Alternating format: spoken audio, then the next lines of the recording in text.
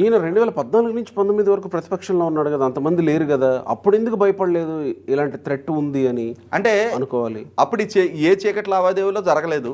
ముఖ్యమంత్రి అయ్యాక ఇంకేదో జరిగింది. ముఖ్యమంత్రి అయిన తర్వాత ప్రతిపక్ష నాయకుడిగా ఉన్న రోజున పాదయాత్రలు చేసిన సందర్భంగా రోజు ఈయన ఒక స్టూల్ వేసుకొనో ఏమో నిలబడేవాడు. బార్లు కట్టి మహిళలు వచ్చేవాళ్ళు ఆయన దగ్గరికి, వాళ్ళ తలలు నిమిరేవాడు, ముద్దులు పెట్టేవాడు. అవును కదా. అతి సమీపంగా ప్రజలతో మెసిలేవాడు.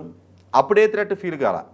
ముఖ్యమంత్రిగా బాధ్యతలు చేపట్టిన తర్వాత, ముఖ్యంగా వివేకానంద రెడ్డి గారి హత్య జరిగిన దగ్గర నుంచి మే 15, 2019 సంవత్సరం వివేకానంద రెడ్డి గారి హత్య జరిగిన తర్వాత ఏప్రిల్ 11వ తారీఖు జరిగిన ఎన్నికల్లో మార్చి 15 జరిగింది.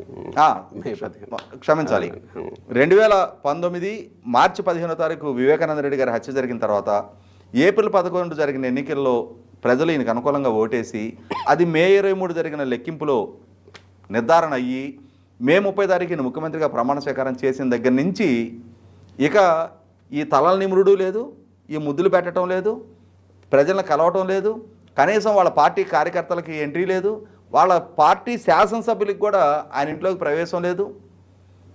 వాళ్ళ పార్టీ ప్లేనరీ ఏర్పాటు చేయడానికి 3 ఏళ్ళు కాలం తీసుకున్నాడు. వాళ్ళ పార్టీ శాసనసభ పక్ష సమావేశం ఏర్పాటు చేయడానికి 3 ఏళ్ళు కాలం తీసుకున్నాడు. కంప్లీట్ ప్రజలతోటి డిటాచ్ అయిపోయి, వాళ్ళ పార్టీ శ్రేణులతో డిటాచ్ అయిపోయి ఆ ఇంటికి పరిమితం అయిపోయాడు 3 ఏళ్ల పాటు. ఆ ఇంటికి ఇవాటి దాకా నేను గమనించలా అంతెత్తు ఐరన్ ఫెన్సింగ్లు పెట్టించుకోవటం. ఏ ముఖ్యమంత్రిని, ఏ నాయకుడిని, వేల కోట్ల ఆసుపత్రిలో ఉన్న ఏ పారిశ్రామికవేత్తలు ఇల్లు కూడా ఇప్పుడు హైదరాబాద్లో మనం చూస్తుంటాం. అవును కదా. చాలామంది పెద్ద పెద్ద పారిశ్రామికవేత్తలను చూస్తూ ఉంటాం. ఇప్పుడు కేంద్ర మంత్రిగా ప్రమాణ స్వీకారం చేసిన పెమ్మసాని చంద్రశేఖర్ గారు, ఆయన 5,800 కోట్ల ఆస్తులు అఫీషియల్గా ఎలక్షన్ అఫిడవిట్లో డిక్లేర్ చేశాడు. ఆయన భారతదేశంలో ఆయనతోటి చాలా సందర్భాల్లో నేను ఇంటరాక్ట్ అయ్యా. చాలా డౌన్ టు ఎర్త్, సింపుల్గా ఆయన కారులో తిరుగుతూ ఉండేవాడు. ఎవరికి ఇటువంటి థ్రెట్లు ఫీల్ కావటల్లా, ఎవరు ఈ విధమైన అభద్రతా భావంతో ఇంత రక్షణ వలయాల మధ్య వాళ్ళు పర్యటించట్లా, వాళ్ళు ప్రోగ్రామింగ్ చేసుకోవట్లా. ఒక్క జగన్మోహన్ రెడ్డి గారి విషయంలోనే, ఎందుకంటే ఇక్కడ మనకు అనుమానాస్పదంగా కనిపిస్తున్న అంశాలు కొన్ని ఉన్నాయి. జగన్మోహన్ రెడ్డి గారి పాలకుడిగా ఉండగానే ముంద్రా పోర్టులో పట్టుబడ్డ 3,000 కిలోల హెరాయిన్కి సంబంధించిన లీడు 3,000 కోట్ల రూపాయలకి, 3,000 కిలోలు కాదు 3,000 కోట్ల రూపాయలకి సంబంధించిన హెరాయిన్కి సంబంధించిన లీడు విజయవాడతో లింకప్ అయి ఉంది.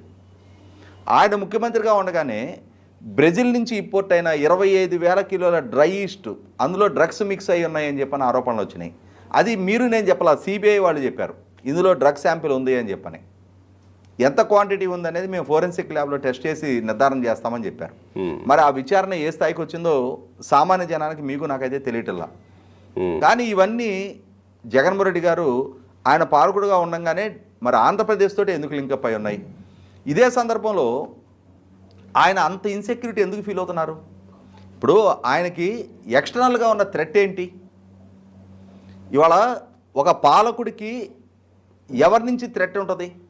పాలకుడుగా ఆయన తీసుకున్న నిర్ణయాల వల్ల ఆయన ఏదైనా శాంతి భద్రతలు కాపాడటానికి కొన్ని వర్గాలని ఉక్కుపాదంతో అణిచేస్తే, రాష్ట్ర ఇంట్రెస్ట్ దృష్ట్యా కొంతమందితోటి వైరం ఎదురైనా సరే వీరోచితంగా ఫైట్ చేస్తే. Excellent point, correct. ఇవాళ చంద్రబాబు నాయుడు గారి మీద 2003 అక్టోబర్ 1వ తారీఖు అలిపిరి దగ్గర క్లేమోర్ మైన్స్ తోటి దాడి జరిగింది.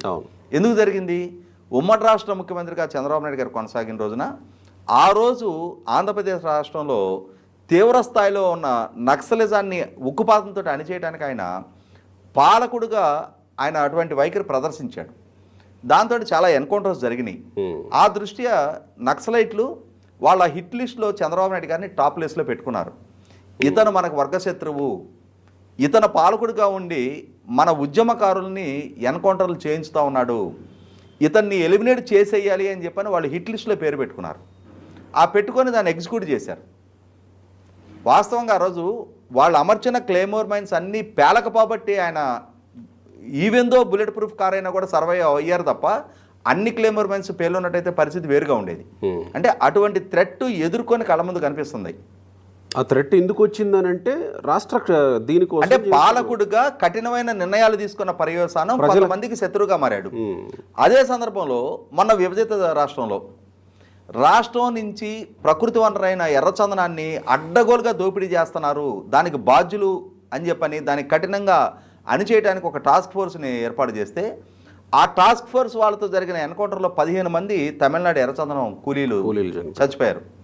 అంటే ఇక్కడ వాళ్ళ నుంచి థ్రెట్ ఎదురుకావడానికి ఆస్కారం ఉంది.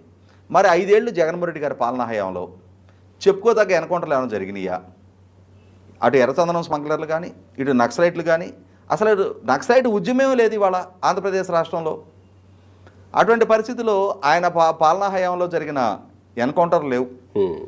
పోనీ ఎర్రచందనం స్మగ్లింగ్ ఏమైనా కఠినంగా అణిచేశారా? ఏం జరిగింది? ఎర్రచందనం స్మగ్లర్లు పోలీసులను కారుతో గుద్దించి చంపించారు జగన్మోహన్ రెడ్డి గారి పాలనా హయాంలో. పోలీసులు ఎర్రచందనం స్మగ్లర్ని ఎన్కౌంటర్ చేయడం కాదు, రివర్స్ జరిగింది జగన్మోహన్ రెడ్డి గారి పాలనా హయాంలో. అంటే ఎవరికి కసి ఉండాలి? పోలీసులకు ఉండాలి. ఉంటే ఎర్రచందనం స్మగ్లర్లకు కాదు, ఎర్రచందనం స్మగ్లర్లకి గ్రీన్ కారిడార్ వేశారు. ఆంధ్రప్రదేశ్ నుంచి గంజాయి దేశం అంతా ఎక్స్పోర్ట్ అయింది. వాళ్ళని ఉక్కుపాదంతో అనసలా. పోనీ భూ ఆక్రమణకు పాల్పడే వాళ్ళని, మైనింగ్ రిసోర్సెస్ని కొల్లగొట్టే వాళ్ళని ఏమైనా అణిచేశారా? అరే వాళ్ళు విచ్చలవిడిగా దోపిడీకి పాల్పడగలిగారు. ఆర్గనైజ్డ్గా వ్యవస్థాగతంగా అడ్డగోలుగా దోపిడీకి పాల్పడ్డారు. ఇది ఎన్జీటీ సుప్రీంకోర్టుకి నివేదించింది రిపోర్టు.